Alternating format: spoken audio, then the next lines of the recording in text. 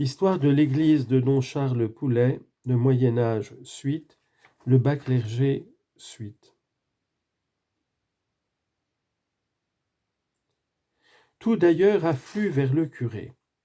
À lui de rechercher les hérétiques et de surveiller les suspects.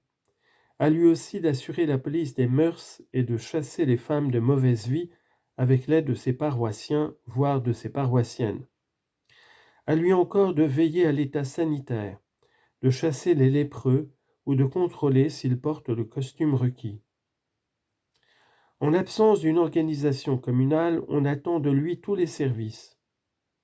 Si quelqu'un, disent les statuts de Nîmes, trouve de l'argent, le fait doit être publié par les curés dans les églises.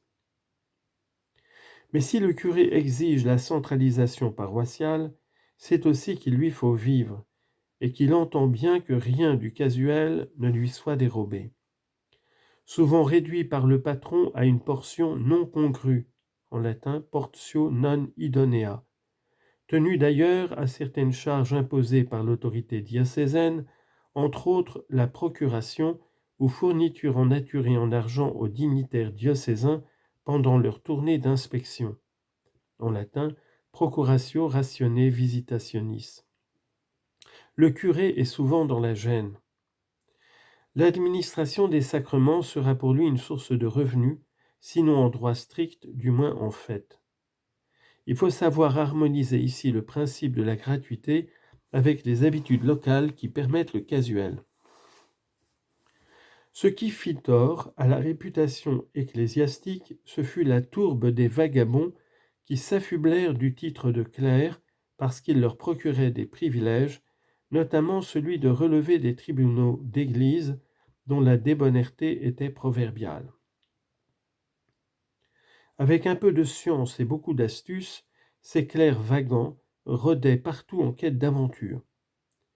Ils se recrutaient un peu chez les échappés du cloître, mais surtout parmi les étudiants qui n'avaient obtenu ni prébende ni cure, soit par indignité ou indépendance d'esprit, soit que la pauvreté ne leur eût pas permis d'achever leurs études. Sorte d'outlaws, ribots, ivrognes, piliers de tavernes et de mauvais lieux, craignant le jeûne et la soif comme la mort, bons à tout faire, vivant des expédients les moins avouables, et dont Villon fournira le type le plus achevé.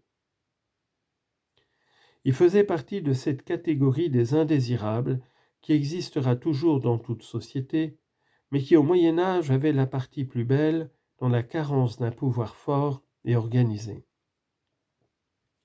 On les appelait Goliards. Certains composèrent des vers extrêmement libres où la critique se déverse sur la société et le clergé avec la dernière audace. Il va sans dire, tous ces mauvais garçons qui exhibaient des tonsures irrégulières n'engageaient pas l'honneur de la Sainte Église, mais seulement le leur, tout à fait inexistant. Pourtant, en se réfugiant sous la justice des évêques, toute cette bohème ecclésiastique ou pseudo-ecclésiastique lui causait souvent bien des tracas et des conflits avec la justice royale. Mais ne suffisait-il pas qu'ils portassent une robe, qu'ils exhibassent une tonture, parfois faite dans la prison? Il s'agissait alors non pas d'innocenter ces Goliards, mais de défendre le privilège de clergie. Si méprisables qu'ils fussent, ils représentaient le principe le plus respectable. 4. Les dîmes. Propriété foncière et dîmes constituaient le patrimoine ecclésiastique. Destinée aux frais du culte, la dîme était susceptible de frapper tous les produits. Dieu étant l'auteur de toutes choses, disaient les canonistes, il reste logique qu'en signe de possession universelle, il se réserve un droit sur tous les produits et revenus. Le taux de la dîme n'est pas toujours le 10e tant s'en faut, si varié qu'il diffère selon les produits à la même date et dans le même lieu. D'ailleurs, il y a des exemptions de dîmes, les unes normales dont bénéficiaient les établissements charitables, les propriétés ecclésiastiques et en partie les propriétés monastiques, les autres abusives, usurpées par des laïcs qui non seulement ne paient pas leurs dîmes, mais accaparent celles qui sont dues à d'autres. en latin detentio retentio decimarum. À la fin du XIIe siècle et durant le XIIIe siècle, un mouvement de résistance se dessine très net. Certains décimables réclament contre un taux jugé trop élevé contre des dîmes insolites. Ils paient irrégulièrement, incomplètement. Cas isolé sans doute, mais qui dévoile une mentalité nouvelle. Au XIIIe siècle, en effet, on rencontre des opposants systématiques à la dîme, tandis que théologiens et canonistes en font un impôt de droit divin. Eux prétendent que c'est là une mesure périmée de l'ancienne loi, tout au plus admissible sous forme d'offrande bénévole. Par amour inconsidéré de la pauvreté, certains prédicateurs populaires, surtout parmi les dominicains et les franciscains, partagent ce préjugé contre la dîme. D'autre part, les seigneurs engagent leurs tenanciers à ne pas payer.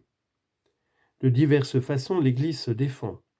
Moyen persuasif employé par curés et prédicateurs, ainsi Jacques de Vitry développe-t-il que la dîme est d'origine divine. Sens récognitif de l'universelle seigneurie de Dieu.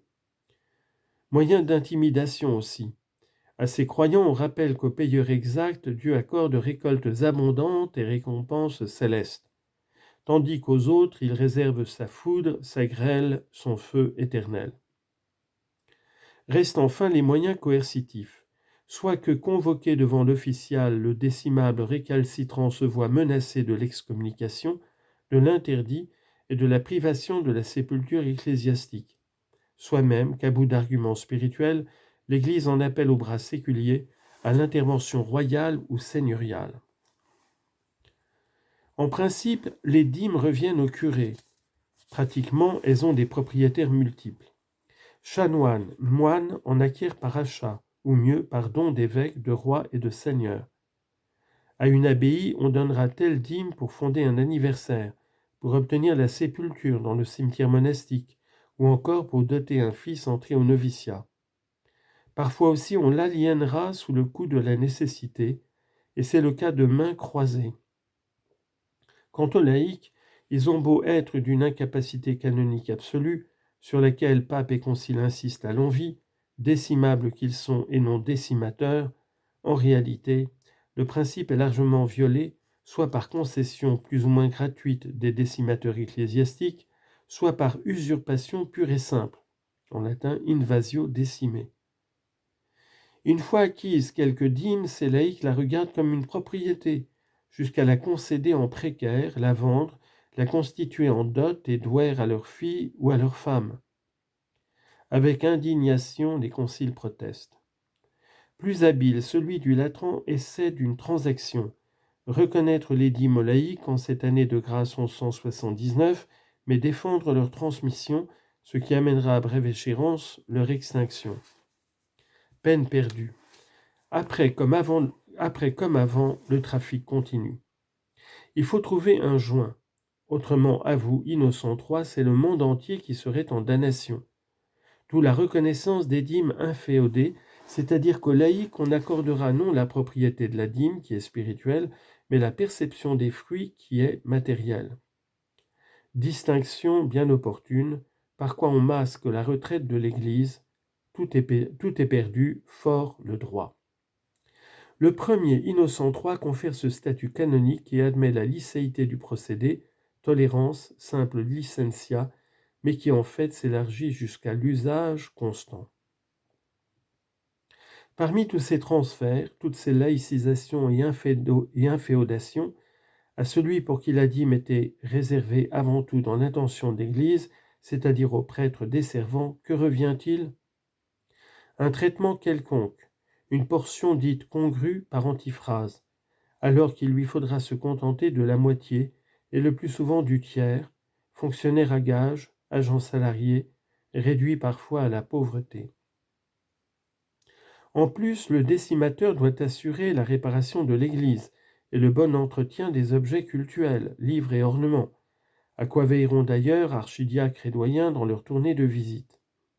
Puis, certaines dîmes conservent telle affectation pieuse fixée par le donateur ou testateur. Service pour un défunt avec pitance au profit des moines ou des chanoines. œuvre de miséricorde envers les pauvres.